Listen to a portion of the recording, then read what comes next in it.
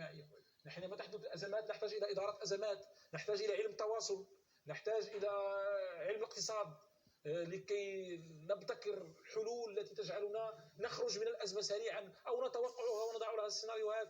مثلا حينما نتكلم عن مثلا فرق الإنقاذ الآن تشتغل بمنهجيات علمية بعلم، يعني المؤسسة العسكرية هي تقوم بتدريس كوادرها وبتدريبهم بناء على أطر علمية وعلى نماذج علمية.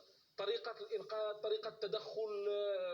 نتكلم مثلا أيضا عن الطب وعن الصحة، هناك يعني لديه مؤلفات، لديه زاد علمي، لديه قدرة على مواجهة المشاكل، يعني بل ربما يعني حتى نحن نجهل يعني حتى الإمكانيات الذاتية، وهذا مهم جدا ينبغي الاهتمام به.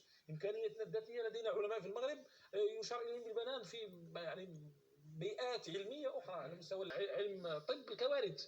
هذا شيء آخر، ليس هو يعني الممارسة الطبية أو العلم الطبي في الأوضاع المستقرة أو في الحالات المستقرة. إذن نحن محتاجون إلى استنهاض كافة فروع العلم بجميع مناحيه، الطبيعي والإنساني والمجرد، يعني بجميع الأنواع. ثم من ناحية أخرى محتاجون إلى هذا التشبيك بين فروع العلم. الآن العصر الذي نعيش فيه يسمى عصر التكامل المعرفي، عصر التداخل بين التخصصات. المجموعات البحثية يمكنها الآن أن تكون من تخصصات متداخلة، ويكون بمقدورها أن تجيب